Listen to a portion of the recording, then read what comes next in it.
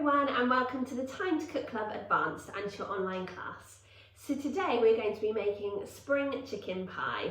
So hopefully if you're joining me today you have all of your ingredients weighed out, measured and ready to go, and also the equipment from the equipment list. So let's make a start. So the first thing you need to do is you need to go and preheat your oven to either gas mark 6 or 200 degrees or 180 degrees. The reason why we preheat the oven is to make sure that the oven is at the perfect temperature when we're ready to pop our bake into it. Okay, so the next thing you need to do is you need to open up your chicken and you need to pop your chicken thighs onto a baking tin. Okay. You have to be really careful when you're handling raw meat that you wash your hands and any equipment that's touched the meat really well before you continue, okay?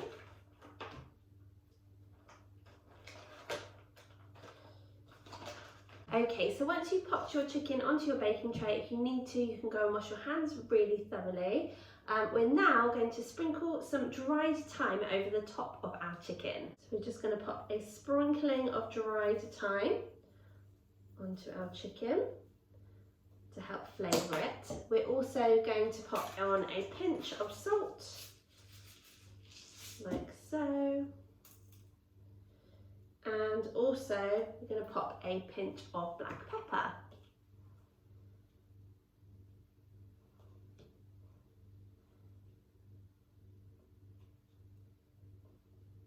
And now what you're going to do is you're going to place your baking tray into the oven to cook for 30 minutes.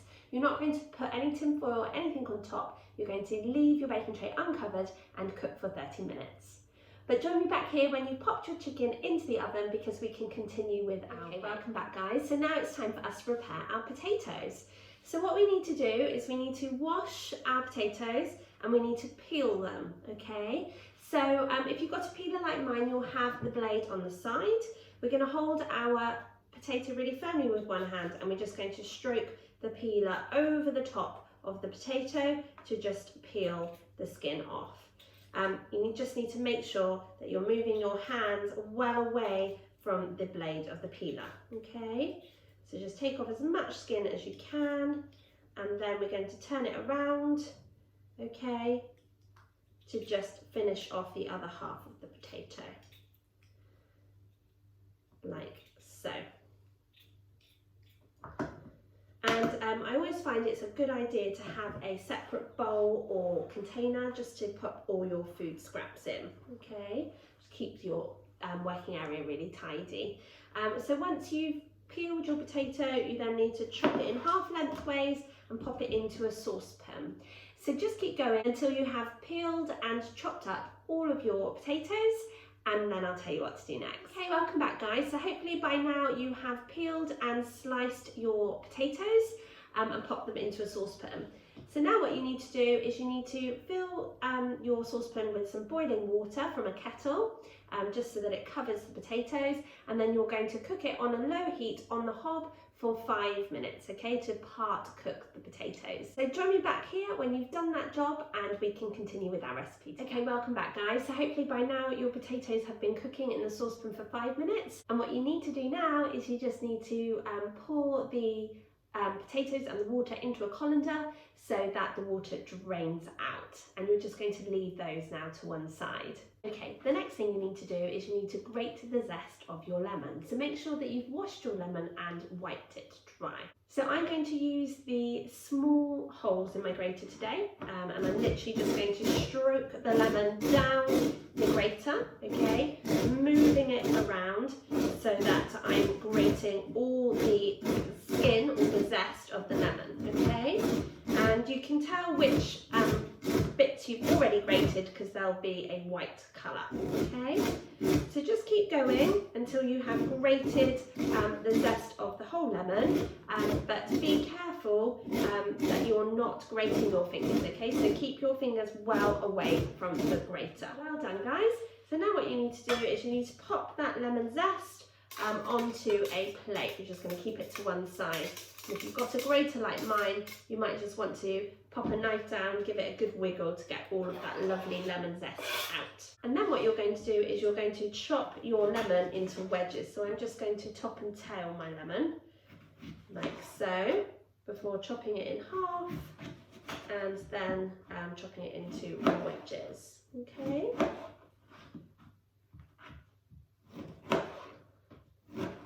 Like so. And again, you're going to pop your wedges to one side. Now we're going to prepare our spring onions.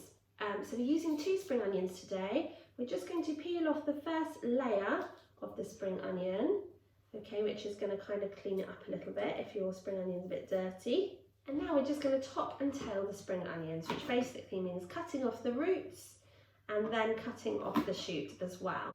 So that's how much I'm using. Okay, I'm going to do the same on the other one. Okay, and then I'm just going to cut my spring onions into small slices like so. And I've just popped them together and I'm cutting them at the same time, but you might want to do them one at a time, or you might want to use kitchen scissors. And then I'm just going to pop my spring onions into a bowl and leave to one side.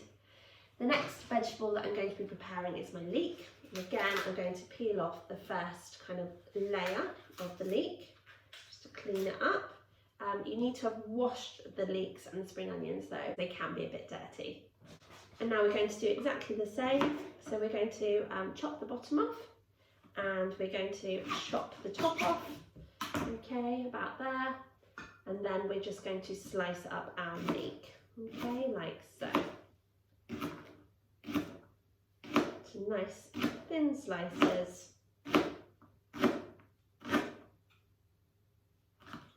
Great work, guys, well done. And again, we're going to pop that into a bowl until we're ready to use it. Okay, we're now going to prepare our mushrooms. We're literally just going to give them a quick wipe over just to remove any dirt. Okay. Before chopping them in half, so you can leave the stalk on if you like, and then chopping them in half again. So basically just chopping them into quarters. Okay. And you're just going to continue until you have prepared all of your mushrooms. And then when you've prepared your mushrooms, you're going to pop them into a bowl and leave to one side. So now it's time for us to prepare our streaky bacon, and we're using 4 rashers of streaky bacon. So using our scissors, we're just going to cut off the fat, okay, literally just cutting around the white fat of the bacon.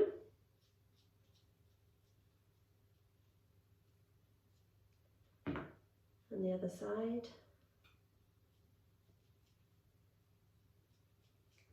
Like so, before chopping it into small pieces with our scissors. Now I'm just going to chop it straight into my bowl.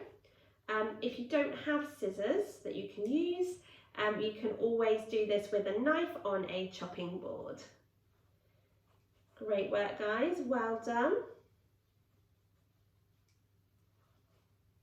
And we're just going to continue until we have prepared all of our 4 rashers of streaky bacon. Great work, guys. So hopefully by now you have chopped your 4 rashers of streaky bacon up into small pieces and popped them into a bowl. So now what you need to do is you need to go and wash your hands really, really well, because obviously we've been touching raw meat. You also need to wash your chopping board and your scissors or your knife, depending on what you use. Okay, so once your chicken has been cooking for 30 minutes, you need to carefully take it out of the oven. Please do be really careful, because your tray will be really hot, and if your chicken is anything like mine, it's spitting a little bit, okay? So you need to add in your part cooked potatoes, okay? And you also need to add in your lemon wedges, okay? And they are going to really help to flavour your chicken. And now what you need to do is you need to return your baking tray to the oven to cook for a further 20 minutes until your chicken is completely cooked and your potatoes are starting to go a nice golden brown colour. Don't forget to use your oven gloves, because your baking tray will be absolutely boiling. So join me back here once you have placed your baking tin back into the oven, and I'll tell you what to do next. Okay, so now what you need to do is you need to remove your phyllo pastry from the fridge and leave it out to just warm up to room temperature. You're then going to get a dessert spoon of butter, or kind of a buttery spread, that's what I'm using. And you're also going to measure out a teaspoon of olive oil. So I'm measuring it out over a separate bowl, just in case I add too much. What you're going to do now is you're going to heat the butter and the olive oil on a low heat on the hob. And then when that has melted, you're going to add in your bacon slices and you're going to cook those for a couple of minutes before adding in your spring onion and your leek. You're also going to crush 1 clove of garlic and add it to your frying pan together with your prepared mushrooms too. You're going to continue to cook those ingredients until the vegetables have softened, and then you're going to add in your handful of baby spinach leaves, and the heat from the frying pan will actually start to wilt the spinach leaves. You can then sprinkle over some dried thyme over your ingredients before turning the heat off. So join me back here when you have done that and we can continue with our recipe. Okay, welcome back guys. So hopefully by now you have fried up your bacon and all of those lovely vegetables. I don't know about your kitchen, but mine is smelling absolutely amazing. So now what you need to do is you need to sprinkle over the top your 1 tablespoon of flour. And just give all of that a nice big stir with your spoon. And what this is going to do is it's going to help to thicken up all of those lovely juices and flavours in your ingredients.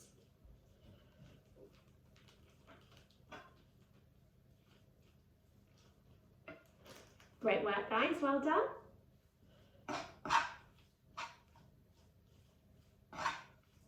So once you've mixed in all of your flour, you now need to get 300 millilitres of boiling water from the kettle, and you're going to dissolve your chicken stock pot into the boiling water. Okay, so just give it a good stir just to break it up and to mix it in.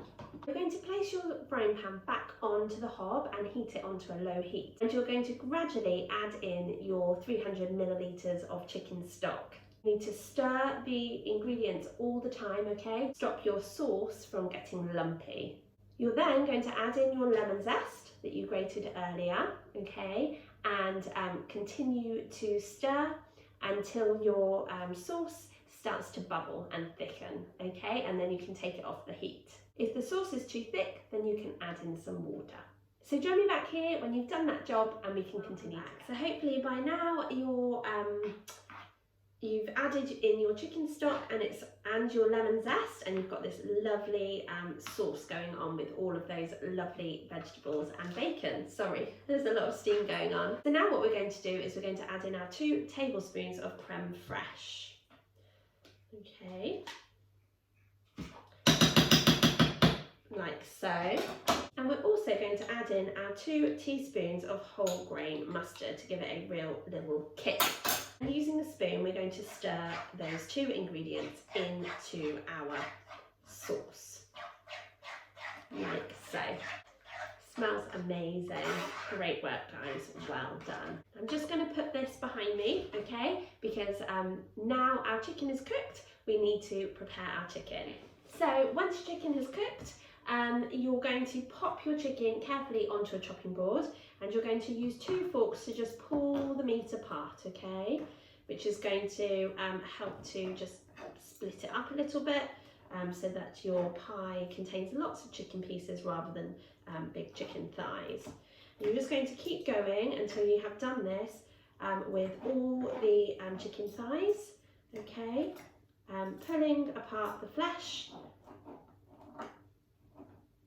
to break it up a little bit.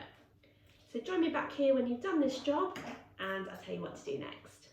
Welcome back guys, so hopefully by now you have pulled apart your meat from your chicken thighs, and you're just going to add it into that saucepan with those ingredients that we prepared earlier, okay, like so.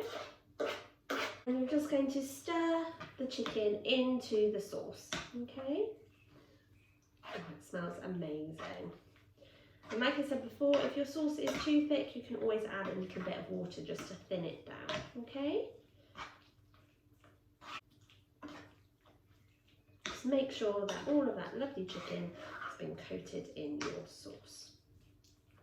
You're also going to add in your potatoes, okay? But you're going to leave the wedges of lemon out, okay? So we're not going to add those just yet.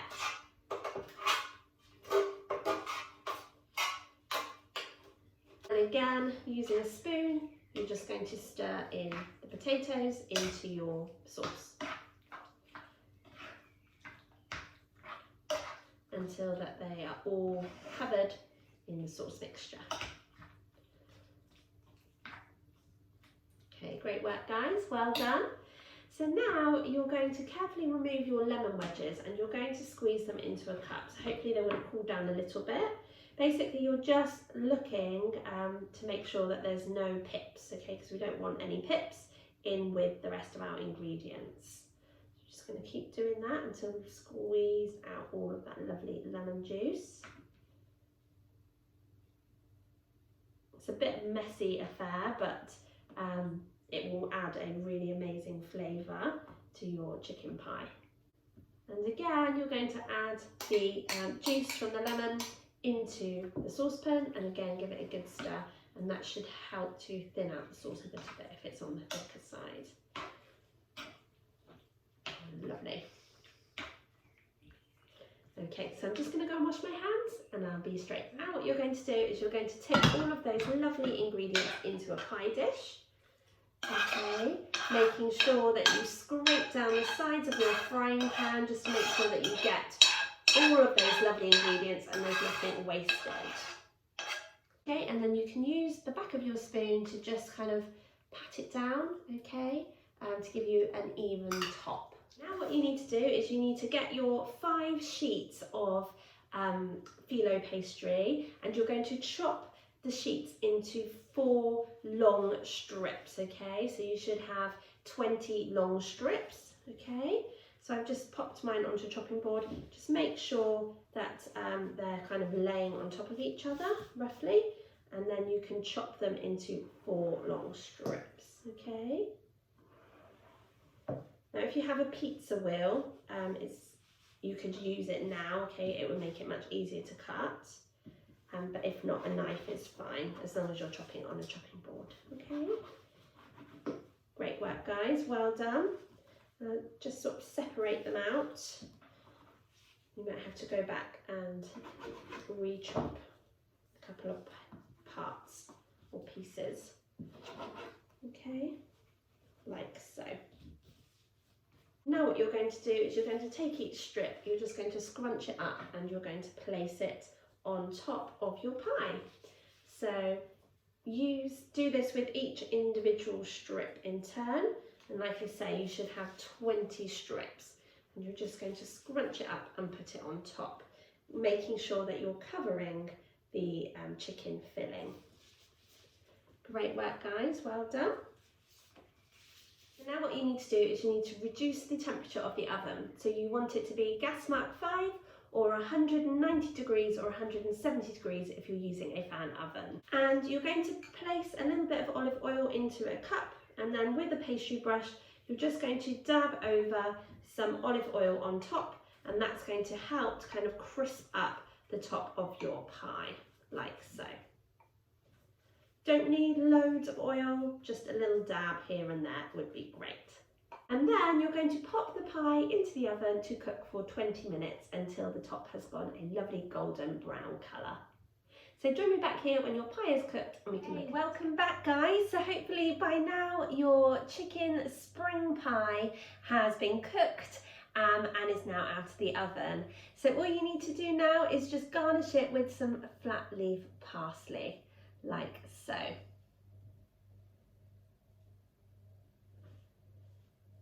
Okay, so you can just pop lots on the top, and you can serve your chicken spring pie with some lovely green vegetables, maybe some peas or some broccoli would be really, really lovely. I think it looks absolutely delicious and it smells amazing. So thank you so much for joining me today to make your chicken spring pie. I really hope you enjoyed joining in with me, but more importantly, I hope you enjoyed eating it and sharing it with your family. We'll be back next week with another delicious bake from our brand new menu, our Easter treats menu. So I'm really excited to share all of our bakes with you over the course of April. Have a super week, guys. Bye.